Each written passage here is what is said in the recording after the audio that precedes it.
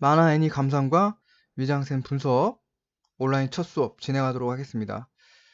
간략하게 기말고사 시험에 관련된 중요한 내용들만 진행을 하도록 할게요. 제가 이제 수업 시간에서도 강조했던 부분이죠. 캐릭터 중심이냐, 이야기 중심이냐, 이거 중요하다고 했습니다. 캐릭터 중심일 때 어떤 걸 생각해야 되고, 이야기 중심일 때는 어떤 걸 생각해야 되고,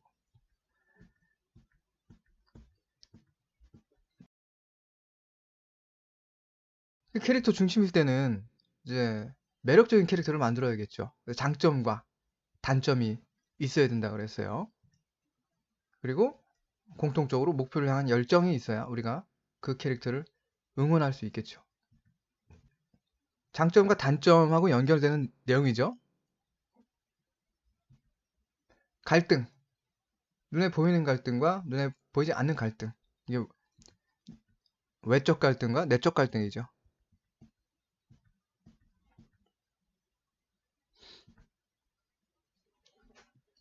그 내적 갈등을 저는 좌뇌와 우뇌의 역할로 나눠서 설명을 했었습니다. 그러니까 이성과 감정이라고 생각하면 돼요. 감정적인 또는 이성적인 이런 뇌 속에서의 그 갈등이 내적 갈등이다.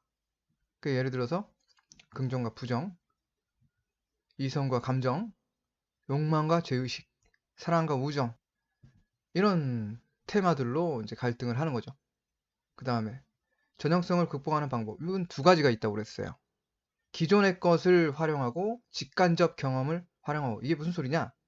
기존의 것을 가져와 가지고 비틀거나 뒤집거나 기존에 있는 캐릭터들이잖아요. 그런 그 주인공들을 가져와 가지고 새롭게 만드는 거죠. 그냥 가져오면 뻔한 캐릭터가 되는 거고, 설정을 뒤집거나 비틀어서 새로운 캐릭터를 만듭니다.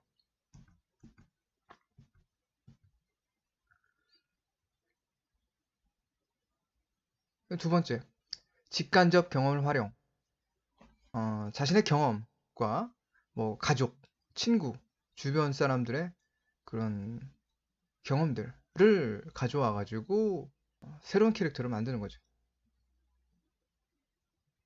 이 작품 같은 경우에는 제가 일상툰하고 비슷해가지고 보여줬었죠. 돈을 갖고 튀어라.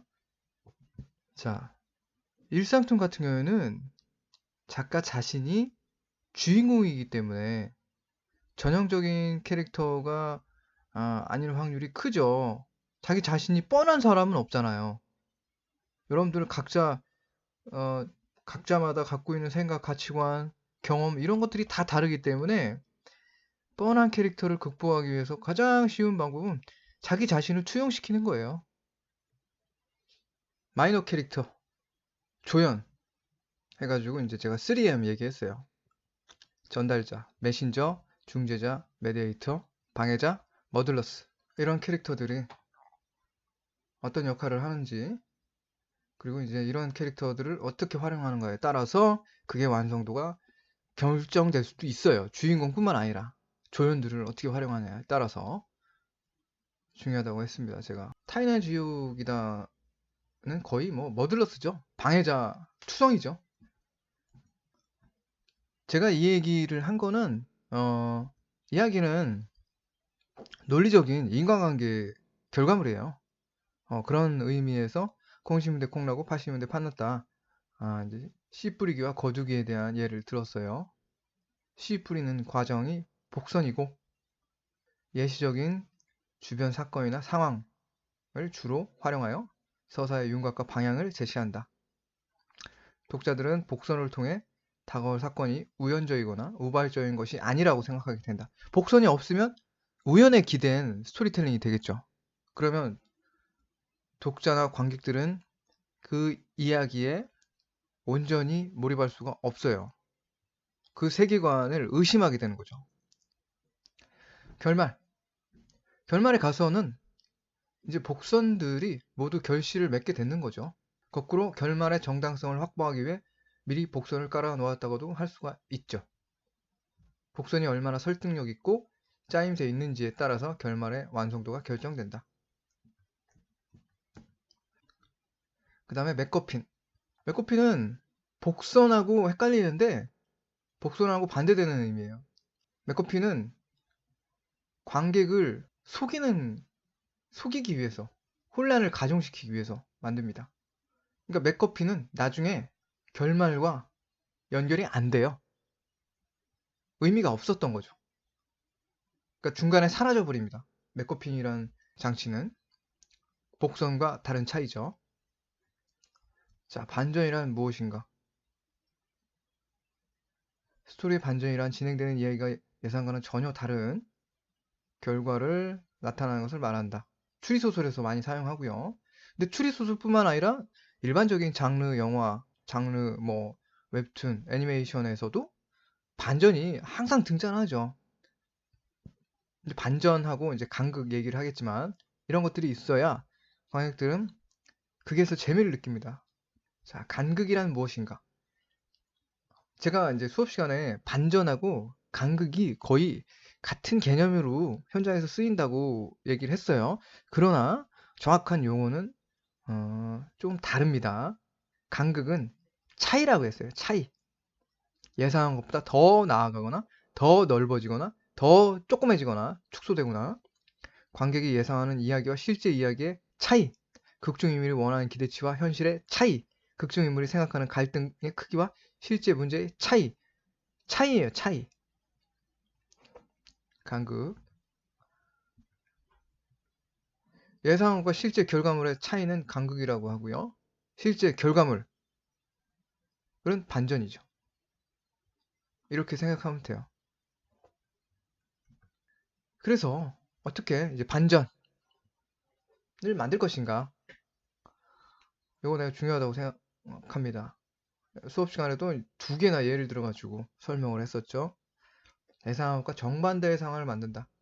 예상한 것보다 더 나아가거나 축소시킨다. 예상한 것의 범주를 벗어난다. 예상한 것의 의미가 다르다. 아이러니한 상황을 만들자. 우리가 당연하다고 생각했던 상식, 믿음, 편견을 뒤집어 본다. 이건 뭐 시험 때문에 여러분들 외우겠지만 나중에 스토리텔링 할 때 분명히 필요한 내용들입니다.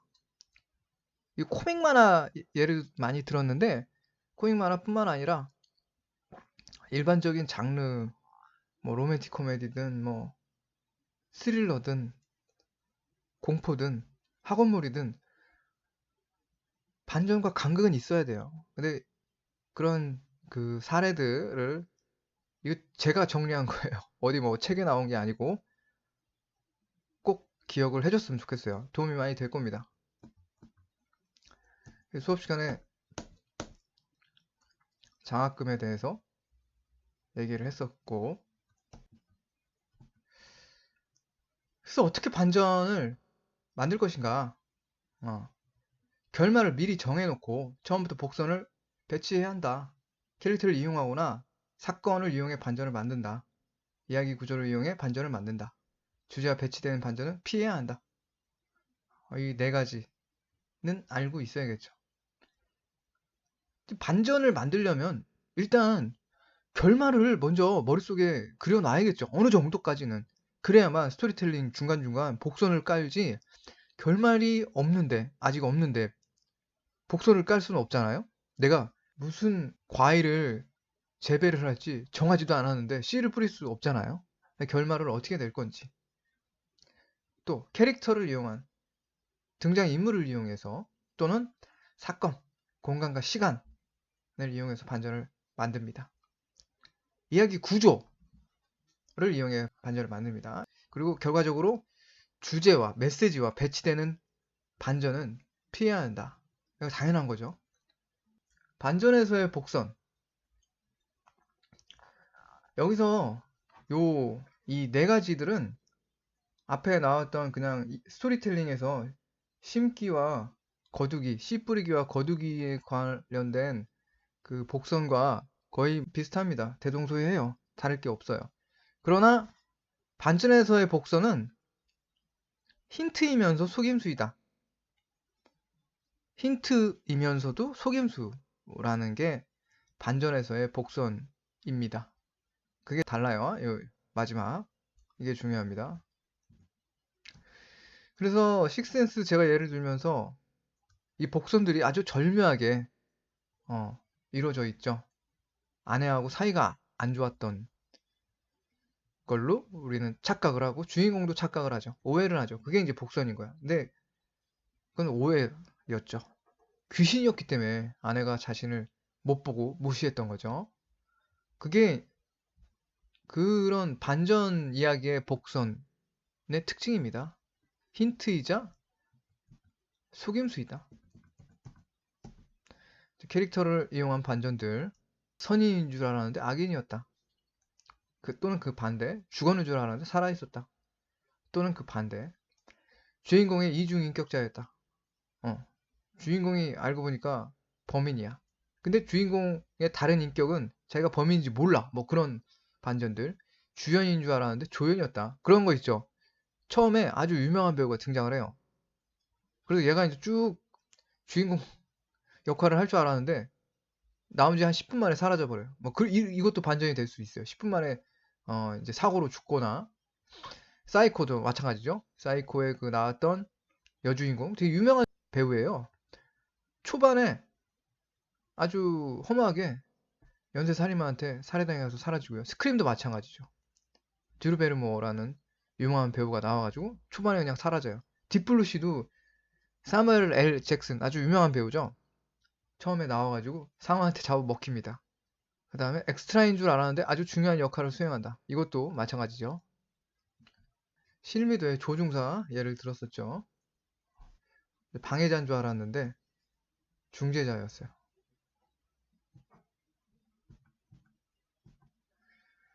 그리고 제가 예를 들었던 픽사 애니메이션에서 캐릭터에 반전 공통점이 있었죠. 픽사 애니메이션 이 세 작품 인크레디블 2, 또 하나는 업, 그리고 코코. 이 작품을 보면은 그 반전 캐릭터가 악역이죠.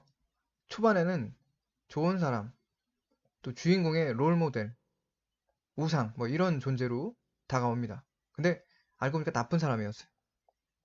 그러면 그 가치관을 한번 의심해 볼 수 있게 되는 거죠. 그러니까 캐릭터의 반전이 주제 메시지를 한 번 더 생각하게 하는 그런 아주 좋은 장치로 활용이 됐다는 것. 그래서 예를 들었었죠. 그다음에 시간과 공간을 이용한 반전. 주인공이 알고 있는 시간과 공간을 뒤집거나 비트는 거죠. 내가 현재 시점을 알고 있었는데 과거에 살고 있다. 뭐 이런 거나 또는 이 세상의 가상현실, 게임 속 세상, 뭐 매트릭스 같은 영화들, 주인공이 정신착란, 혼수상태, 뭐 이런 영화도 많죠. 희망적인 상황인 줄 알았는데 절망적인 상황이었다. 주인공이 믿고 있는 상식을 뒤집는다.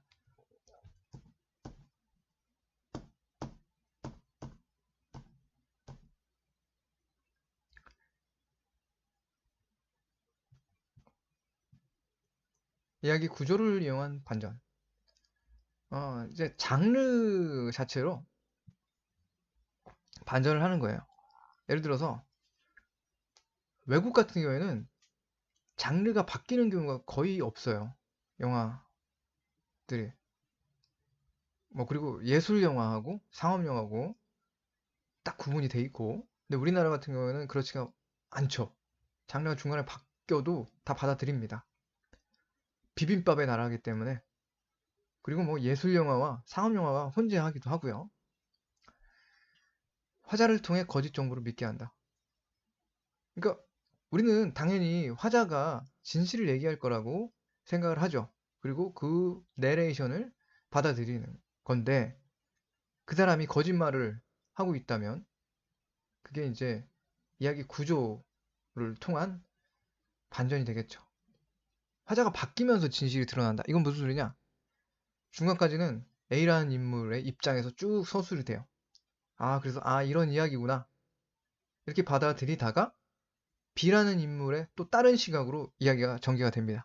그렇게 되면 숨겨졌던 진실이 드러나고 A의 뭐 잘못된 뭐 음모, 비밀 이런 것들이 드러날 수가 있겠죠. 화자가 바뀌면서 반전이 생기는 그런 구조. 이야기의 순서를 바꿈으로써 진실이 드러난다. 그러니까 이야기가 시간 순서대로 진행되는 게 아니라 과거가 다시 왔다가 플래시백, 플래시포워드 막 이러면서 진실이 드러나는 그런 이야기 구조.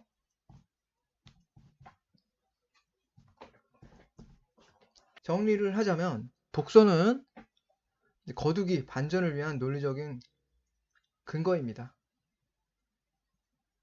간극은 결말의 반전을 만들기도 하지만 극 전반에 걸쳐 이야기를 이끌어가는 원동력입니다. 반전이 항상 끝에만 있는 건 아니에요. 끝에 있을 수 있고 중간에도 있을 수 있고 극 전반에 걸쳐서 이런 원리로, 그러니까 이렇게 생각하면 돼요. 관객이나 독자가 생각하는 것보다 한 단계 더 나아가는 거죠. 그러니까 작가는 게으르면 안 돼. 그냥 뻔한 흐름으로 탄상에 젖어서 이야기를 이끌어가면 안 돼요. 아, 관객이 이렇게 생각하겠구나. 이걸 예상하고 그걸 뛰어넘어야 되는 거죠. 그게 이제 간극인 거죠. 반전과 간극은 용어 해석의 차이가 있지만 비슷한 맥락으로 통용되고 있다. 그러나 그 차이와 차이는 알아야겠죠. 공통점을 숙지하자. 그러니까 일반적으로 얘기할 때 반전하고 간극은 뭐 비슷해요. 비슷하지만 반전은 결과물이죠. 결과물. 반전은. 간극은 실제 결과물과 예상의 차이고, 간극은 차이고 반전은 결과다. 이렇게 용어를 이해를 하면 될 것 같아요. 근데 비슷한 맥락으로 통용이 됩니다. 반전과 간극이. 반전은 우리가 갖고 있는 믿음, 상식, 편견 등을 뒤집어주고 작품의 메시지를 강조하는 장치로 활용되고 있다. 그렇죠. 메시지, 주제를 강조하는 장치로 활용이 돼야지 방해하고 훼손시키는 장치로 활용되면은 뭐 그 순간에는 깜짝 쇼로 놀래키고 뭐 재밌게 그 상황은 뭐 마무리를 할 수 있겠지만 결과적으로는 손해야. 이야기가 하고 싶은 게 도대체 뭔지 관객들, 독자들이 갸우뚱하게 됩니다. 이거 뭐야? 나는 그런 의미로 받아들였는데 메시지인 줄 알았는데 알고 보니까 그게 아니었어? 알고 보니까 그런 메시지 자체가 없는 게 되는 거죠. 이거 다시 한번 강조를 합니다. 주제를 해쳐서는 안 된다. 주제와 배치되는 반전은 그게 완성도를 떨어뜨린다. 자, 긴장감을 만드는 방법을 알아보겠습니다. 여기서 두 가지가 있어요. 거시적 긴장감, 미시적 긴장감. 근데 주로 제가 다뤘던 이야기들은 미시적 긴장감이죠. 거시적 긴장감은 극 전체를 아우르는 긴장감이에요. 우리가 그 이야기를 끝까지 감상하고 그 자리를 지키는 거, 극장에서 안 나가고 그 웹툰을 끝까지 마지막 편까지 보고 그런 원동력이 무엇이냐에 대한 이야기고, 미시적 긴장감은 그 한 해당 장면에서 느껴지는 긴장감, 실질적으로 눈에 보이는 위협, 이런 것들이 이제 미시적 긴장감이라고 합니다. 자, 그래서 이 긴장감과 위기, 절정, 또 극적인 장면은 다 연결이 돼요. 이 긴장감을 만들기 위해서는 위기가 있어야겠죠. 위기가 있으면 극적인 장면이 만들어지고 이것들이 쌓여가지고 말미에 가서 가장 큰 위기가 오게 되면 그게 절정이 되는 거죠. 이게 다 연결이 돼 있습니다. 자, 긴장감 만들기 9가지 장치들. 주인공의 소중한 것, 주인공이 무언가를 원하는지, 뭐를 원하는지, 주인공이 지키고 싶은 것, 이런 것들에 대한 설정이 있어야 돼요. 이 두 가지예요. 이 안에서는 아직 갖지 못한 것에 대한 욕망과 그리고 갖고 있는 것을 지키고 싶은 욕망, 이 두 가지가 이 안에 들어가 있습니다. 주인공 또는 적대자의 과오, 주인공의 잘못이 중요하다고 그랬어요. 주인공이 죄를 짓거나 실수 뭐 이런 것들이 있어야 돼요. 그리고 적대자의 과오도 중요하죠. 3번 불안 요소, 복선이 될 수 있겠죠. 이게 나중에 위험 요소로 발전하게 되면, 불안은 아직 위협이 확인되지 않은 거야. 그냥 불안하기만 하는 그런 요소들이죠. 위험 요소는 말 그대로 주인공한테 위협이 되는, 실질적인 위협이 확인된 거. 이게 위험 요소죠. 데드라인. 이 데드라인은 위험 요소가 확인이 되면 이제 주인공이 움직여야 돼요. 도망을 가거나 막아야 된다는 액션이 있어야 되는 거죠. 언제까지? 정해져 있어, 그게. 어? 뭐 시한폭탄, 달려오는 기차, 누군가 우리 집으로 쳐들어온다. 뭐 이러면 문을 빨리 잠궈야겠죠. 그런 데드라인이 설정이 됩니다. 그다음에 장애 요소. 장애 요소는 주인공이 적대자보다 또는 그 상황, 위기를 만들어낸 상황에 불리한 거야. 어디 뭐 다쳤다거나 뭐 약점이 노출이 됐다거나 이런 장치들. 누가 알고 누가 모르는가. 이것도 중요하다고 그랬죠. 절정. 이제 클라이막스가 있겠죠. 절정이 지나서 간극, 반전이 드러나고 긴장이 이완이 됩니다. 이완을 시켜줘야 돼요. 근데 긴장이 이완되는 패턴도 제가 그래프를 통해서 보여줬었죠. 긴장이 해소가 되는 줄 알았더니 다시 또 어떤 위기가 조성돼가지고 긴장을 하게 되고 뭐 이런 패턴들. 주인공에게 소중한 것, 주인공이 잃고 싶지 않은 것, 주인공이 원하는 것, 돈, 복수, 욕망 등 이 두 가지죠. 두 가지. 아직 얻지 못한 것이 주인공이 원하는 것이겠고 주인공에게 소중한 것은 갖고 있는 건데 잃고 싶지 않은 것. 이런 설정이 있어야 긴장감을 만드는데 아주 그 윤활유 역할을 합니다. 한번 쭉 읽어보시고요. 중요합니다, 이게. 여러분들 스토리텔링에도 정말 중요한 설정이에요. 이런 것들이 제대로 설정이 안 돼 있으면 이야기 몰입하는데 힘들죠. 독립영화들, 이런 작품들 보면 이게 설정이 제대로 안 돼 있어요. 그러니까 온전히 관객들이 주인공을 응원할 수가 없는 거지. 우리는 응원하려고 이야기를 보는 걸 수도 있어요. 그 다음에 주인공의 죄책감, 과오,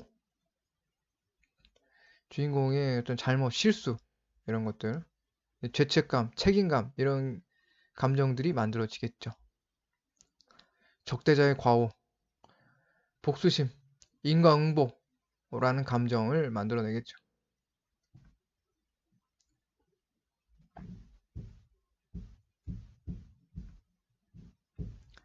장애 요소, 적대자가 주인공보다 강하다. 적대자가 주인공보다 유리하다. 주인공이 처한 상황이 불합리하고 불리하다. 이 정도, 이 세 가지 정도가 장애 요소가 되겠네요. 거의 대부분 이 세 가지에 포함이 될 거라 생각이 듭니다. 불안 요소. 주인공을 불안하게 하는 요소. 실제 위협이 될지 아직 모르는 상태. 위험 요소. 불안 요소가 실제 위협으로 드러나면 위험 요소가 된다. 불안 요소가 이제 복선이라고 할 수 있겠죠. 위험 요소는 실제 사건이 일어난 거야, 이제. 불안 요소가 실제 위협으로 발전한다면 복선이 되는 거고, 그렇지 않다면 메커핀이 되는 거죠. 그냥 의미가 없었던 거야. 그냥 불안하게만 만들었던 거야. 실제 사건을 만들어내지 못한 그런 불안 요소들은. 직접적인 불안 요소, 실제로 위험과 연결될 수 있는 요소, 복선이고요. 간접적인 불안 요소, 이건 뭐냐면 관객이나 독자도 이게 나중에 위험 요소로 연결될 거라고 생각 안 해요. 그냥 갑자기 막 천둥 번개가 친다거나 전등이 뭐 고장이 나가지고 깜빡인다거나 그냥 심리적으로 불안하게 만드는 장치들, 이게 이제 간접적인 불안 요소입니다. 가짜 불안 요소, 이게 이제 맥거핀이죠. 뭔가 야 저거 나중에 위험 요소로 발전하겠는데? 라고 믿었는데 그냥 아무것도 아니었던 거죠. 간접적인 불안 요소하고 가짜 불안 요소하고 구분 지을 필요가 있어요. 자, 이제 위험 요소가 드디어 드러났어요. 이야기에서. 위험 요소가 확인이 됐어요. 그렇다면 주인공에게 분명히 해가 될 게 뻔하기 때문에 주인공은 움직여야겠죠. 그렇지 않다면 주인공에게 실제 위협이 닥칠 것이기 때문에. 그래서 제가 예를 들었던 쿠엔틴 타란티노의 장전된 총 효과. 이 쿠엔틴 타란티노가 긴장감을 만드는 법칙을 설명하면서 불안 요소에 대한 이야기를 하는 거죠. 위험 요소와 총을 너무 빨리 쏘지 말아라. 최대한 긴장감을 높이고 긴장감이 쌓일 때까지 총을 미리 쏘지 말라는 그런 이야기입니다. 지금 얘기했던 이야기들을 정리를 한 거죠. 그 다음에 데드라인. 데드라인 중요합니다. 데드라인을 간과하는 사람들이 좀 있어요. 데드라인이 있으면 몰입할 수밖에 없죠. 우리 뇌 구조는 데드라인이 설정되면 긴장하고 집중할 수밖에 없어요. 데드라인 시간이 정해져 있을 수도 있고 그렇지 않을 수도 있어요. 딱 시한폭탄이다. 몇 시 몇 분에 터진다. 이럴 수도 있고 아니면 정확한 시간은 정해져 있지 않아. 그러나 그게 시간은 가고 있다는 건 알고 있죠. 무엇인가에 쫓기거나 쫓는 것도 데드라인으로 볼 수 있어요. 복선이나 논리적인 구성으로 데드라인이 설득력이 있어야 해요. 뜬금없이 나오면 안 됩니다. 나의 이름은에서 데드라인은 그 혜성이 떨어지는 거죠. 그 혜성이 떨어지는 그 과정을 아주 디테일하게 설정을 잘 해놨어요. 그게 처음에는 그냥 몇십 년 만에 보는 구경거리로 알았는데 그게 재앙으로 다가오는 그런 논리적인 인과관계가 첫 장면부터 쭉 깔려 있어요. 그게 설득력이죠. 갑자기 등장하면 안 되죠. 데드라인이. 위험이 확인되고 데드라인이 시작되면 충격, 패닉 등 극적인 감정을 만들어냅니다. 여러분들 보세요. 지금 내 동영상을 내가 일요일날 올린다고 했죠. 그때쯤부터 쭉 보면서 감상을 하고 뭐 시험 기말고사를 준비한다면 데드라인이 며칠이야? 뭐 일주일이 넘게 남은 시간이죠. 근데 이 영상을 시험 전날에 봤어. 그러면 충격과 패닉이 생기는 거죠.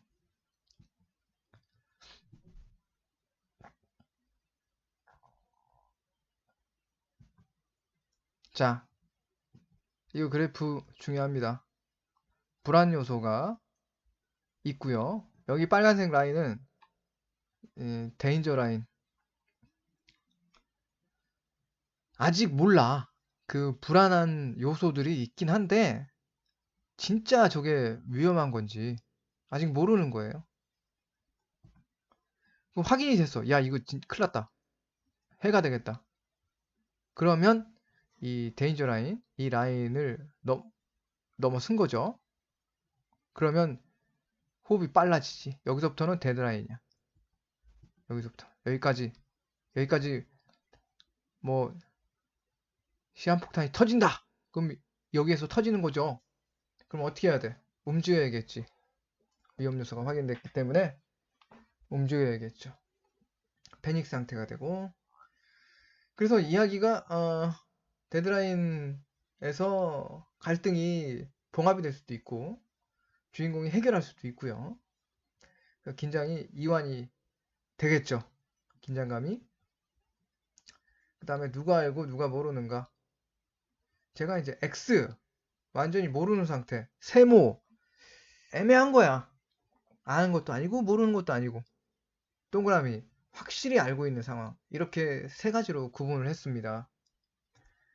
이 원리를 이용하면 여러분들이 스토리텔링에서부터 또 장면을 구상할 때도 도움이 될 거라고 생각이 들어요. 관객하고 주인공이 있다면 관객만 아는 거야. 주인공은 몰라 지금 그 상황. 그래서 내가 보여줬던 작품이 악의 손길. 이 장면 정말 예술이죠. 롱테이크와 카메라의 움직임, 인물의 동선 이런 것들을 통해서 긴장감을 증폭시키고 있죠. 이게 지금 몇십 년 전 작품인데 전혀 촌스럽지가 않죠. 얘네 둘은 모르는 거야. 이 차에 시한폭탄이 설치된 걸 몰라요. 관객만 하는 거지. 이 둘이 동선이 겹치잖아. 불안한 거죠. 이 주인공이라고 보이는 인물들하고 이 시한폭탄의 차가 가까이 있으니까 불안하게 되는 거죠. 관객은 알고 주인공, 방해자, 적대자 둘 다 모르는 상황. 우리 뭐 발표 수업에서 감상했던 터미네이터 1편 그 클럽씬 여자 주인공하고 터미네이터가 조우할 뻔하죠. 근데 여자 주인공이 뭐 가방을 떨어뜨려 가지고 식탁 밑으로 몸을 숙이잖아. 근데 이제 터미네이터는 그 순간에 그 자리를 지나가죠. 둘 다 모르는 거야, 지금. 근데 관객은 알아. 거기서 오는 긴장감. 이거는 또 다르죠. 살인의 추억 비 내리는 논두렁씬. 이 장면에서 이 주인공은 몰라요. 주인공은 모르고 여기에 그 적대자 연쇄살인마가 숨어 있죠. 여기. 이 연쇄살인마는 알아. 누구도 알아. 관객도 알아. 관객과 연쇄살인마는 아는 거야. 이제 공범같이 되는 거지. 우리가 얘만 몰라. 피해자만 모르는 거야. 거기서 오는 긴장감. 야, 빨리 도망가라. 뭐 이런 의미로 이 미장센이 정말 예술이죠. 그런 의도로 만든 거죠. 이 장면은. 이것도 마찬가지. 유전의 침대 장면.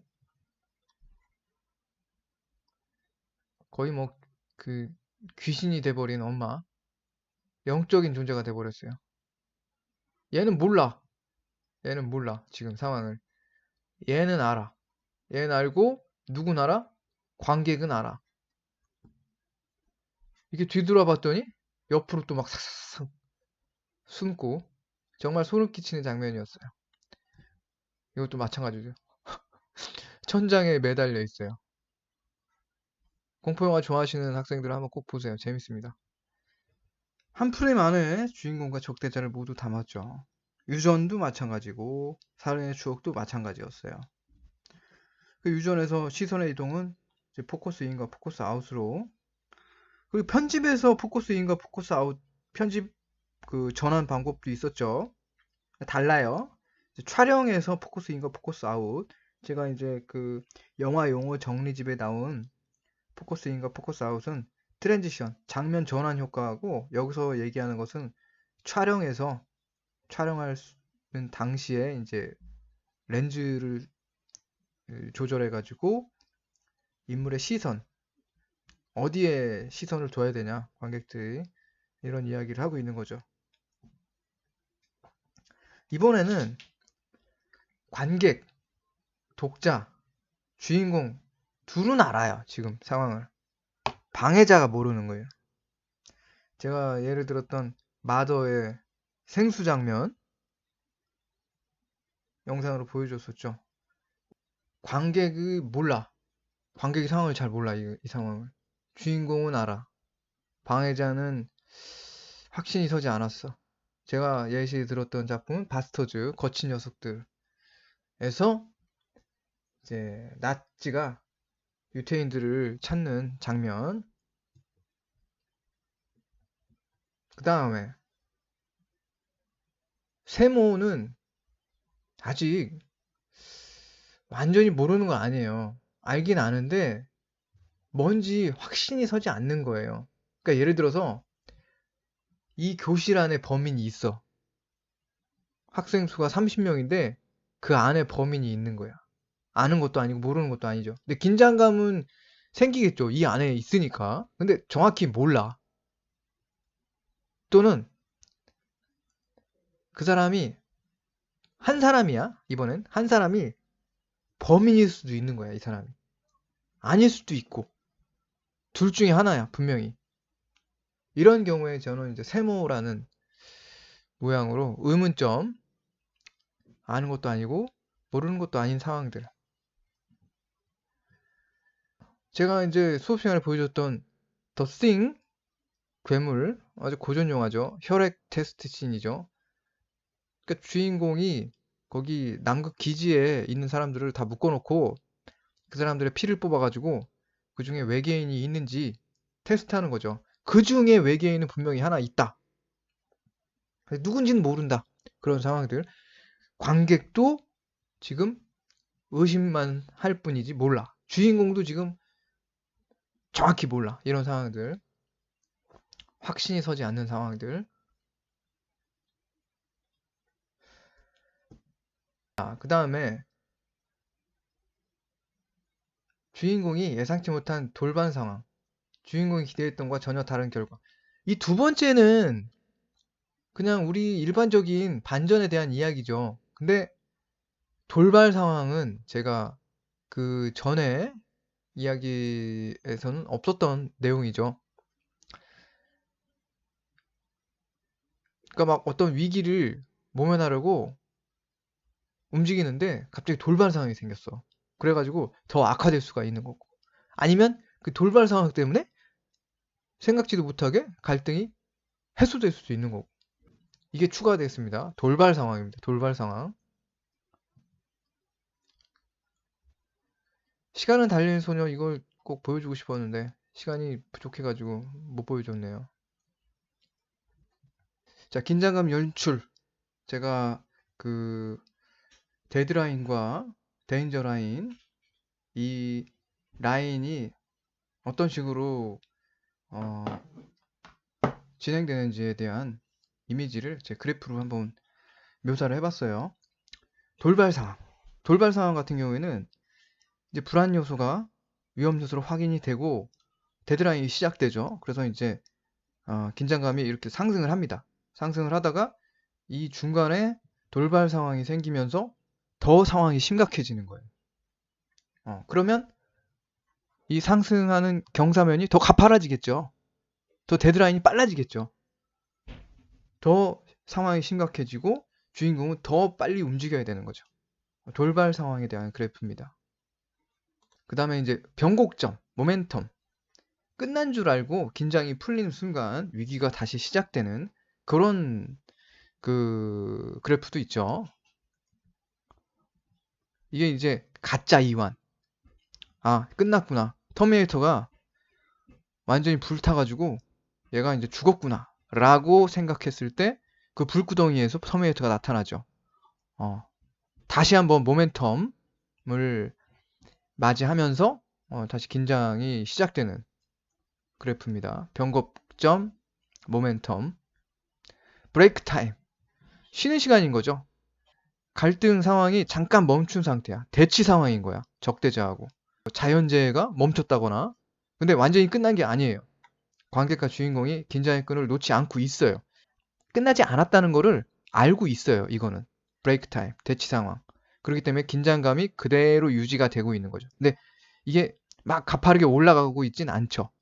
멈춘 거죠. 긴장감이. 멈췄지만 다시 한번 위기가 생긴다는 걸 알고 있어요. 자, 그 다음에 이거는 뭐 제가 이름 붙인 건데 처음에 불안 요소가 없어. 불안 요소가 없고 긍정적인 상황에서 출발해요. 그러다가 어떤 그 계기로 인해서 완전히 부정적인 그 위기가 닥치는 거죠. 그 불안 요소가 없는 상황에서 갑자기 이게 반전되는 그래프.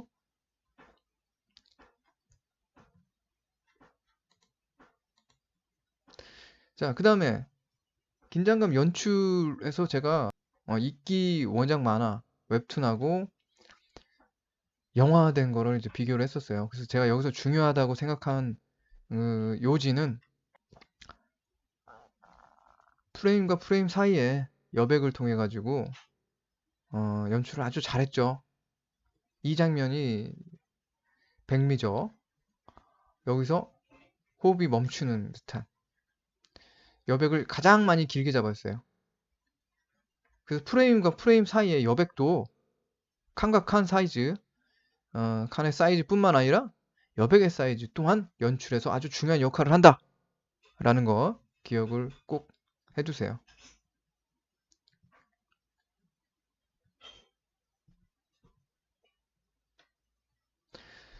웹툰에서 프레임 사이즈뿐만 아니라 여백의 사이즈 또한 연출에서 중요한 역할을 한다. 중요하다고 제가 몇 번 강조를 했습니다. 이 작품에서는 여백이 뭐야?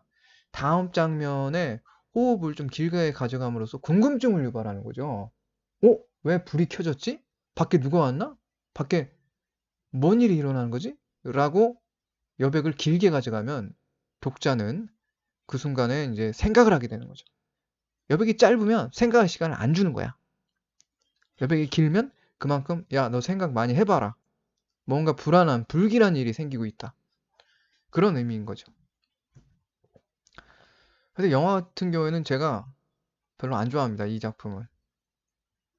너무 정보를 많이 줬고 웹툰에서 그 장점들을 전부 다 어, 날려버렸어요. 그리고 이제 이 작품 같은 경우에는 좋은 사례로 제가 보여줬었죠. 자, 다시 한번 긴장감 만드는 방법 정리를 했습니다. 9가지 꼭 기억을 해 주시고요. 그래서 이 위기를 극복하는 그 사례들, 첫 번째, 주인공의 노력으로 위기를 극복하는 방법이 있겠고요. 주인공이 운이 좋아서 위기를 극복할 수도 있고요. 운이랑 노력이 같이 올 수도 있어요. 위기를 극복하지 못하고 뭐 이제 희생을 당하는 결말이 있을 수도 있고요. 위기를 극복하지만 또 조그만 희생이 있을 수 있고요. 완벽한 그 해피엔딩이 아닐 수도 있고요. 반은 새드, 반은 해피 뭐 이런 뭔가를 잃고 뭔가를 얻고 완전히 100% 얻지 못하고 다양한 결말이 있을 수 있겠죠. 자, 그다음에 교차 편집. 각기 다른 장소에서 동시에 발생한 사건을 교대로 병치시켜 보여주는 편집 기법. 교차 편집이 그 위기를 보여줄 때 아주 적절하게 사용되면 몰입을 시킬 수가 있겠죠. 제가 이제 나홍진 감독 예를 많이 들었죠. 롱테이크, 테이크나 카메라를 한번 작동시켜 하나의 쇼트를 촬영하는 것을 뜻한다. 어, 상업 영화는 일반적으로 10초 내외입니다. 한 쇼트가. 근데 이제 1분, 2분 이상의 길이로 쇼트가 편집 없이 진행되면 롱테이크라고 합니다. 롱테이크는 그냥 쓰면 안 된다고 그랬죠. 어떤 목적 의식이 있어야 돼요. 롱테이크를 쓰면 그 시간이 영화적 시간, DJC 시간과 실제 시간이 같아진다고 그랬어요.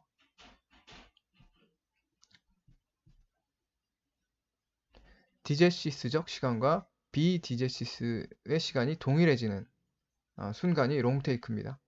롱테이크가 길어지면 길어질수록 관객들은 카메라에 동화되고 영화 속을 현실로 받아들이게 되는 거죠. 디제시스, 이건 영화 용어에도 나오는 단어죠. 계속 반복해서 이제 중요하다고 얘기를 하고 있습니다. 제가 봉준호 감독이 롱테이크를 활용했던 이유는 다른 세계, 다른 장르, 다른 분위기로 진입하는 순간을 관객에게 온전히 체험을 시키기 위함이에요. 이게 중요합니다. 체험이란 테마. 어떤 게임의 한 장면처럼.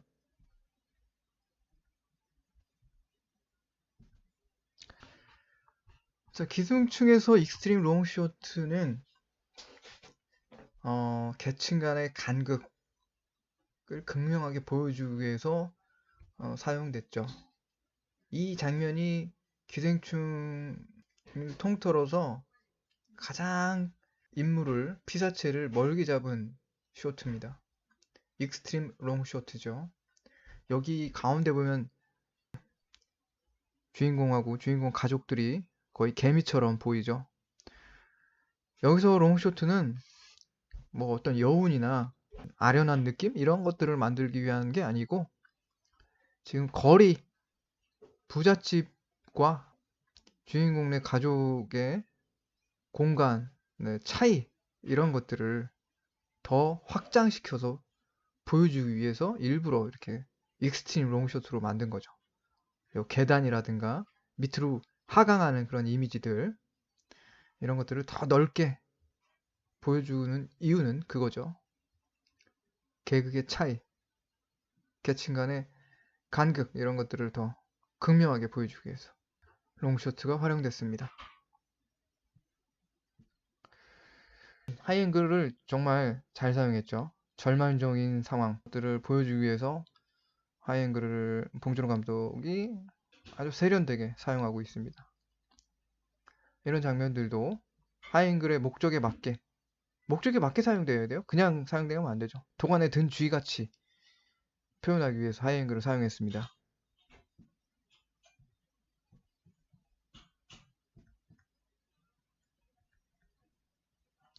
자, 그 다음에 정면 쇼트와 측면 쇼트. 정면 쇼트는 직접적인 호소, 답이 이미 정해져 있어요. 관객들한테 직접 이야기를 하는 거죠.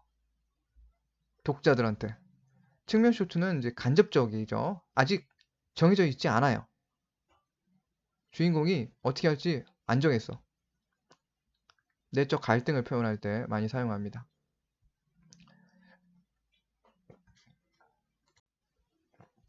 그래서 레옹의 마틸다가 정면을 바라보고 있는 정면화죠. 레옹한테 이야기를 하는 거지만 사실 관객한테 호소하는 거예요. 관객이 이제 마틸다의 보호자가 되는 거죠. 이 장면을 통해서 이 시작 부분이죠. 영화에 그런 의미가 있고, 그리고 레옹의 내적 갈등이 측면 쇼트로 표현되고 있죠. 그러니까 이 둘이 서로 정면을 바라보고 연출할 수도 있었겠죠. 그러나 레옹의 쇼트는 측면이에요. 그러니까 얘가 뒤를 돌아보면 마틸다는 죽는 거죠. 저 악당들한테 잡혀서. 그런 갈등. 근데 이제 자기가 킬러라는 사실이 들통날 수도 있고 뭐 그런 고민을 하는 거죠. 측면 쇼트를 통해서. 여기서도 측면 쇼트가 롱쇼트와 함께 아주 세련되게 촬영이 됐네요. 롱쇼트, 생각할 시간을 주고 감정의 파장을 만들어주고 있죠. 롱쇼트만이 갖고 있는 독특한 분위기. 이 여백이 많으니까 보세요. 인물들의 표정이 안 보이잖아. 정보가 차단됐어요. 그러니까 생각하게 되는 거죠. 이 여백을 보고 여러분들 뭐 생각을 정리할 시간을 갖기 위해서 어디 뭐 바닷가 가가지고 뭐 칼국수 먹고 오고 뭐 이런 맥락인 거죠. 넓은 곳을 탁 트인 곳을 보면 내가 미처 생각하지 못했던, 그리고 내가 너무 급하게 살아왔던 그런 순간들 속에서 놓쳤던 것들, 이런 것들을 정리할 시간이 되는 거죠. 여기서도 측면 쇼트죠. 이 장면은 엄청나게 내면에 소용돌이가 막 몰아치는 거야. 그리고 정면 쇼트를 통해서 직접적인 메시지, 감정을 표현을 하고 있습니다. 마이클 두독 애니메이터, 유명한 감독님이시죠. 붉은 거북. 이 작품도 제가 수업 시간에 보여주려고 했었는데 애니메이션 반 학생들은 다른 과목에서 봤다고 그래가지고 넘어갔습니다. 이 작품이 롱쇼트를 정말 본격적으로 활용을 잘한 작품이에요. 예술이에요, 진짜. 롱쇼트가. 계속 생각을 해야 돼요. 저건 어떤 의미일까? 저건 도대체 왜 등장했을까? 제 거북이는 왜 그랬을까? 이런 것들을 계속 생각하게, 머릿속에서. 그리고 이것도 내가 수업 시간에 얘기했던 키스씬이 이렇게 뭐 근접 쇼트가 아닌 클로즈업이나 미디엄 쇼트나 이런 쇼트가 아닌 아주 익스트림한 롱 쇼트에서도 어, 이렇게 여운이 남는 장면을 만들 수 있다라는 것. 그리고 게임에서의 측면 쇼트, 롱 쇼트. 이 인사이드의 이 애플 게임 어워드 거기서 수상한 작품이라고 해서 제가 이제 소개를 했었죠. 이 작품도 마치 애니메이션을 보는 듯한 그런 작품이었죠. 자, 그래서 저는 그 스토리텔링과 이런 미장센이 아주 밀접하게 연결되어 있다 라는 걸 항상 얘기를 합니다. 풀쇼트에서는 인물의 동작들, 액션 이런 장면을 담기 위한 쇼트 사이즈죠. 리쇼트는 뭐 이동하면서 대화를 나눈다거나 이럴 경우에 많이 쓰는 쇼트 사이즈고, 바스 쇼트는 대화할 때 많이 쓰는 쇼트 사이즈고, 클로즈업 쇼트는 정말 중요한 작품 전체에서 봤을 때 정말 중요한 장면, 극적인 장면 이럴 때 사용을 하죠. 너무 남발하면 안 된다고 그랬어요. 오버 더 숄더 쇼트죠. 대화 장면에 많이 사용되는. 그러다가 중요한 순간에 클로즈업 쇼트 들어가고요. 그래서 현대 영상들은 바스트 쇼트, 이게 거의 기준이에요. 거의 일반적인, 많이 등장한다는 거죠. 바스트 쇼트가 클로즈업하고. 고전 영화, 무성 영화에서는 풀쇼트가 일반적이었죠. 풀쇼트가 가장 많이 등장하는 쇼트 사이즈죠. 왜? 인물의 동작과 동선 이런 것들을 모두 담을 수 있기 때문에. 무성 영화에서는 인물의 동작을 모두 담을 수 있는 풀쇼트가 일반적이었다. 이거 중요합니다. 인물의 동작을 모두 담을 수 있기 때문에 풀쇼트를 사용을 했다.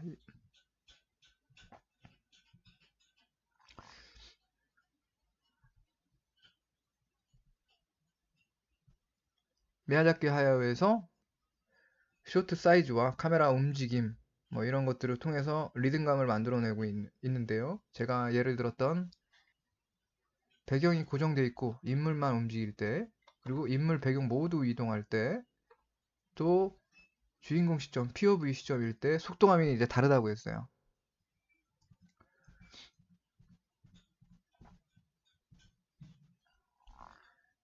그래서 가장 속도가 빠른 거는 주인공 시점으로 배경이 움직이는 거예요. 주관적인 POV 시점이죠. 이거를, 그러니까 순서를 이런 식으로 아래로 이렇게 배치를 한다면, 아래로 내려가게, 그러면 속도감이 점점 상승하는 그런 리듬이 만들어지는 거고, 거꾸로 하면 속도감이 점점 떨어지는 그런 리듬이 만들어지겠죠. 자, 이것도 미야자키 하야오의 센과 치히로 장면. 그리고 뭐 미야자키 하야오 작품뿐만 아니라 예전에 2D 애니메이션들이 주로 사용하는 방법입니다. 소실점과 원근감을 이용하여 속도감을 만들어냈어요. 왜냐? 카메라 움직임을 많이 안 가져가기 위해서. 카메라가 움직일 수 있으면 인물의 동선을 따라서 같이 움직이겠죠. 그럼 속도감을 만들어낼 수 있는데, 카메라 움직임을 애니메이션에서 많이 활용하게 되면 제작 시간도 많이 들어가고, 그걸 카메라가 움직일 때마다 소시점이 바뀌기 때문에 배경을 일일이 다 그려야 되는 거죠. 그런 장면들이 있긴 있었죠. 이웃집 토토로 뭐 이런 장면들이 있었는데 시간이 너무 많이 걸려. 그래서 소실점이 바뀌는 움직임을 안 가져가면서도 속도감을 내기 위해서 이런 식의 소실점과 원근감을 이용해서 속도감을 만들어 낸 거죠.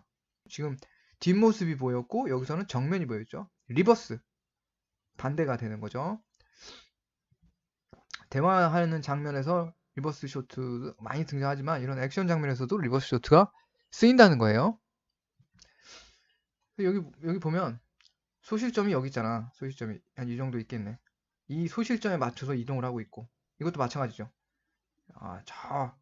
이게 이제 계단이 막 이렇게 삐뚤어지긴 했지만 소실점 한 이 정도 있겠네. 이 소실점을 향해서 움직이고, 소실점에서 프레임 쪽으로 움직이고. 이거 두 가지예요. 두 가지 원래 간단합니다. 프레임 외곽 라인에서 소실점 방향으로, 소실점에서 프레임 외곽 라인 방향으로 이렇게 움직이게 되면 속도감을 만들어낼 수가 있는 거죠. 그리고 필드 컷을 이용해 가지고 배경이 움직이는, 배경을 많이 이제 그려놓고 뒤에서 이제 돌리는 거죠. 배경이. 그래서 이것도 배경이 공간이 좁아 타이트하게 잡았죠. 그래서 많이 그릴 필요가 없는 거야. 배경이 윤곽도 제대로 안 보여. 효율적으로 그린 거죠. 효율적으로. 그 다음에 POV 시점, 주인공의 주관적인 시점으로 이 이 액션 장면의 클라이막스를 만들어내고 있죠. 가장 속도감이 높은 장면을 말미에 배치를 하고 이제 이 주인공이 정지됐어. 픽스 쇼트로 마무리를 합니다. 이것도 이 장면에서는 카메라가 움직이는 장면이 하나도 없어요. 인물의 동선만 이용해가지고 박진감 있는 연출을 했죠. 자, 보세요. 프레임 외곽 라인에서부터 소실점으로 향하고 있고요. 소실점으로 향했죠? 그 소실점에서 프레임 외곽 라인으로 향하고 있고요. 이런 움직임입니다. 그리고 이거는 제가 이 움직이는 동선, 카메라 움직임을 많이 안 가져가고도 이렇게 박진감 있는 연출을 보여줄 수 있다는 걸 예시로 보여주려고 했는데 시간이 없어서 못 보여줬네요. 괴물이 샌을 막 따라가는 장면인데 배경이 움직이는 장면은 하나, 둘, 셋, 넷, 다섯, 여섯 장면밖에 없어요. 이 많은 이 씬에서 장면에서. 근데 배경도 필드컵스로 딱 그려놓고 소시점이 안 바뀌는 그런 움직임이에요. 요거 소시점이 안 바뀌죠? 배경 그냥 평행 이동이죠? 이것도 마찬가지죠. 이거 소시점이 안 바뀌어요. 경사지긴 했지만 소시점이 안 바뀌기 때문에 배경을 한 컷 한 컷 따로 그릴 필요 없는 많이 그려놓고 그냥 카메라 움직임만 주면 되는 이것도 마찬가지야. 계단을 많이 한 이만큼 그려놓고 이제 움직인 거죠. 이 장면도 마찬가지죠. 이제 소실점을 통한 동선 중요합니다. 정리. 극적인 장면 연출 특징들.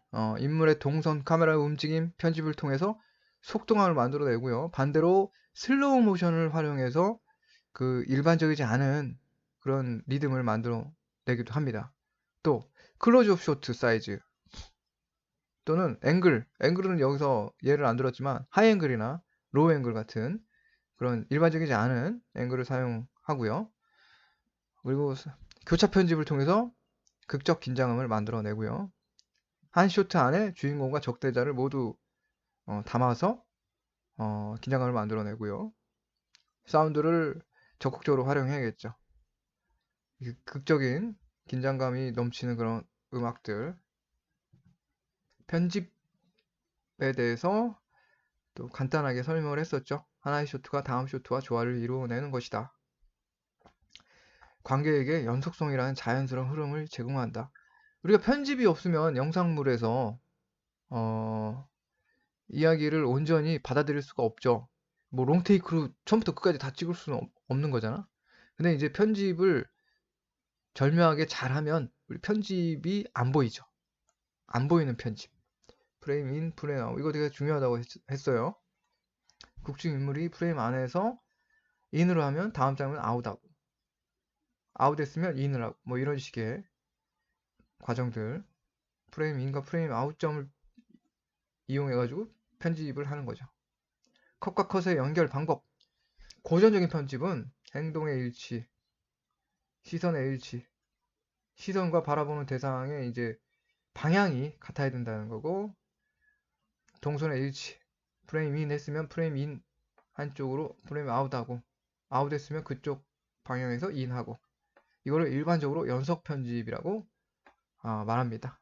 그 다음에 몽타주 편집 같은 경우에는 이미지의 충돌로 새로운 의미를 만들어냅니다.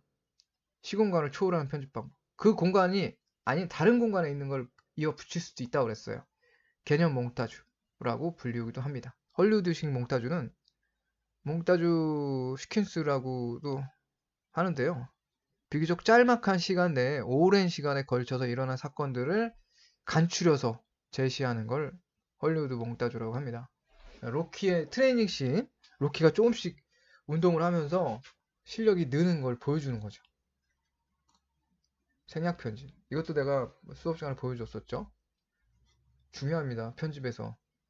이 개념이 중요합니다. 스토리의 지속 시간의 생략을 발생시키는 사건의 일부를 삭제하는 거죠. 그 사건을 삭제를 해도 관객은 이해를 해요. 이해를 할 수 있는 거를 삭제를 해야죠. 너무 많이 삭제를 해버리면 이야기가 제대로 파악이 안 될 수도 있어요. 그러니까 그 생략을 얼마만큼 할 것이냐, 이게 되게 중요합니다. 점프컷, 이것도 설명을 했었죠. 영화 용어에도 나오고. 연속적이지 않은 편집이에요. 행동의 일치, 시선의 일치 이런 것들 없이 그냥 스킵 하듯이, 점프 하듯이 편집하는 방법을 점프컷이라고 합니다. 디졸브, 이것도 중요합니다. 두 쇼트 간의 전환 방식, 이게 이제 한순간, 어느 한순간 두 영상이 합성화면처럼 보이는 그 찰나의 순간이 있다고 그랬죠. 와이프, 하나의 선이 화면을 가로지르면서 앞쇼트의 그 화면을 지우는, 동시에 뒷쇼트의 영상이 드러나게 하는 장면 전환 기법. 자동차 와이퍼가 빗물을 닦듯이 화면 전환하는 편집 방법입니다. 매치컷, 피사체의 형태, 색채, 질감 등 시각적으로 유사한 그런 모습을 이용해서 숏을 이어 붙이는 편집 방식. 액션을 자연스럽게 연결하여 한 동작처럼 씬과 씬이 떨어져 있는데도 마치 연결된 것처럼 두 장면을 만드는 거죠. 두 장면을 상징적으로 연관시키기 위해서 사용되는 기법입니다. 점프컷과는 의미가 다르죠. 자, 드디어 이제 마지막 단락이 왔습니다. 마지막 절정. 모든 이야기는 마지막 절정을 위해서 달려온 것이죠. 절정이 제대로 표현되지 못하면 실패한 이야기입니다. 마지막 절정에서는 모든 갈등이 서로 충돌하고 상황이 최악으로 치닫습니다. 주인공은 이제까지 최고로 위험한 상황에 노출되고 주인공은 가장 힘든 결정, 내적 갈등을 하게 됩니다. 절정의 공식. 이거는 위기하고 거의 비슷하죠. 긴장감을 만드는 거. 근데 조금 다른 게 이제 마지막 말미에 온 거야. 그게 위기가. 데드라인도 있고 원하는 것, 주인공이 원하는 것, 소중히 지키고 싶은 것, 그 반전, 미스터리가 되게 풀리고 이런 것들이 하나라도 없으면 절정이라고 말할 수가 없는 거죠. 갈등의 외적 갈등, 내적 갈등, 이거 초반에 나왔던 그 내용들하고 연결되는 거죠. 그래서 그 절정에서 갈등이 효과를 얻기 위해서는 반복해서 제가 얘기합니다. 주인공의 죄가 있거나 라이벌의 죄가 있어야 돼요. 라이벌이 죄가 없으면 라이벌이 아니죠. 나한테 뭔가 악영향을 끼치고 내가 소중한 것을 뺏으려고 한다거나 내가 원하는 것과 똑같은 거야. 라이벌이. 뭐 그런 것들도 다 내 입장에선 과오죠. 라이벌의 과오. 그리고 주인공의 과오. 주인공의 죄. 이게 있어야만이 나중에 갈등의 도화선이 됩니다. 주인공의 과오, 라이벌의 과오, 적대자의 과오. 자, 이제 드디어 절정에서는 드디어 이제 범인이 누군지 알게 되는 거예요. 미스터리가 모두 풀려요. 예상치 못한 반전이 또 일어나요. 절정에서. 한 번 더 일어날 수 있는 거죠.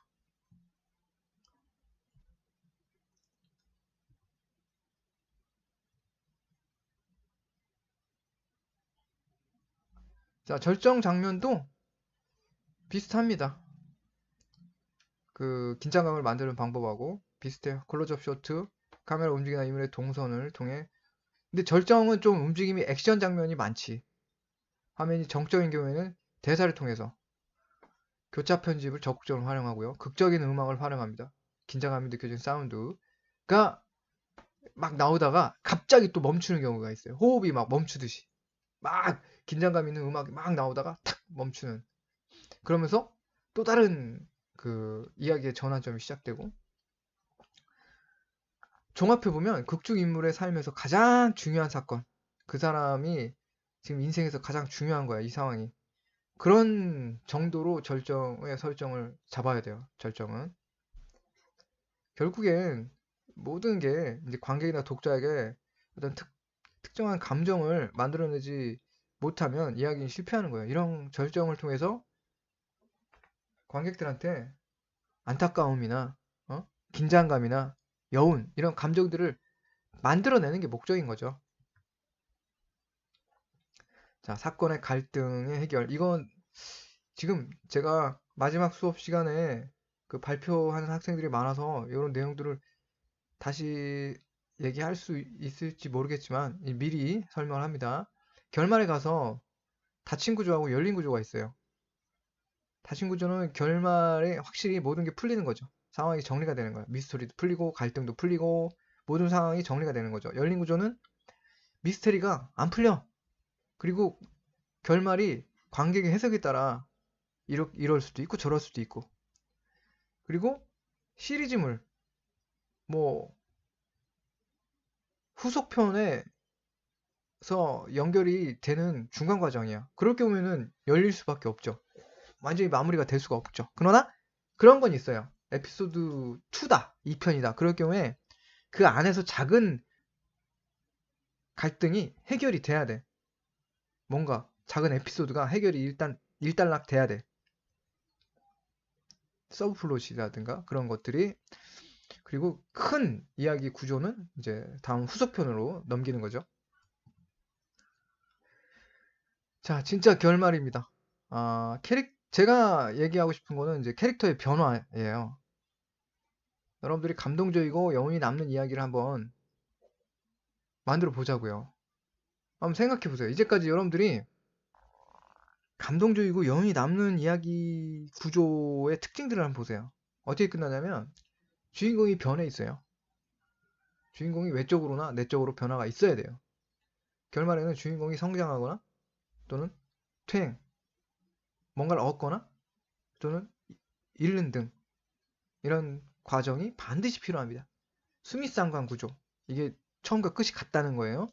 수미상관 구조라도 캐릭터의 내면에는 뭔가 변화가 있어야 돼요. 뭔가 깨닫고. 근데 주인공이 깨닫는 것과 관객이 깨닫는 게 같을 수도 있고 다를 수도 있어요. 주인공은 이렇게 됐구나. 그럼 나는 뭐 이렇게 살아야지 하는데 관객이 볼 때는 그게 아닌 거야. 똑같지 않아요. 주인공이 깨달은 것과 관객이 깨달은 게 다를 수도 있다. 같을 수도 있고 다를 수도 있다. 그런 사례들을 쭉 이제 내가 보여줄 예정이었고요. 한 번씩 쭉 읽어보세요. 그래서 캐릭터의 변화의 의미는 뭐냐? 이야기는 우리네 삶과 닮아 있습니다. 결실을 맺기 위해서 우리는 인생에서 무언가를 투자합니다. 복선이죠. 시간, 노력 등 이런 것들을 심고 물을 주고 걸음을 줍니다. 그리하여 결국 무언가를 성취해내죠. 이게 우리 삶이라면 스토리도 마찬가지잖아. 우리 삶이 스토리텔링과 닮아 있다는 것을 말해주고 있습니다. 우리가 가상의 이야기에 빠지는 이유는 여러 가지가 있지만 새로운 경험을 하고 싶은 욕망이 가장 크죠. 주인공이 감정이입을 함으로써 현실에서 일어날 수 없는 모험과 그런 감정들을 대리만족시킬 수 있는 거죠. 그렇게 결말에 가서 캐릭터가 변해야만 합니다. 캐릭터가 변해야만이 우리는 거기서 뭔가를 얻었다, 경험했다, 체험했다 라고 생각하는 거죠.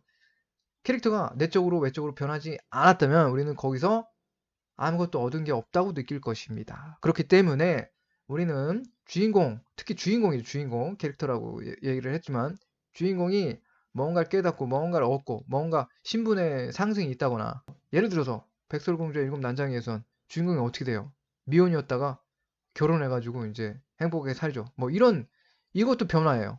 사랑의 추억의 송강호도 뭔가를 깨닫고 사랑의 추억의 송강호 같은 경우는 자신의 과오를 좀 깨달아야 되는데 거기까지 생각할 수 있는 캐릭터인지는 모르겠네요. 괴물도 마찬가지죠. 괴물은 제가 수업 시간에 반드시 좀 보여주고 싶은데 마지막 장면에 괴물 같은 경우에는 초반에 정말 한심한 아버지죠. 어, 위협에 둔감하고 그리고 자신의 그런 그 무지 때문에 가족을 지킬 수가 없었죠. 그런데 마지막 장면에서는 머리 색깔도 달라졌어요. 머리 색깔이 노랗게 염색을 한 약간 그런 좀 정신없는 이미지였다면 마지막에는 검은색으로 탈색을 했죠. 아니 탈색을 했는지 뭐 염색을 안 해서 그러는 건지 그러면서 인물이 진지해지고 자신의 가족 양아들을 지키기 위해서 사냥총을 갖고 있고요. 그런 모습들에서 각성한 거죠. 이런 변화들이 있어야 돼요. 조금이라도 있어야 돼요. 그게 없으면 우리가 이야기를 경험한 그 의미가 퇴색됩니다. 우리의 여운을 남기기 위해서는 주인공이 뭔가를 깨닫고 뭔가를 얻고 뭔가 잃어도 돼. 잃는 것도 의미가 될 수가 있어요. 자, 그래서 제가 이제 스토리텔링과 미장센 한 학기 동안 했던 내용들을 쭉 살펴봤습니다. 그래서 제가 이제 강조했던 내용들 중점적으로 공부하시면 좋은 점수 받을 거라고 생각이 됩니다. 그럼 이것으로 온라인 강좌를 마치도록 하겠습니다.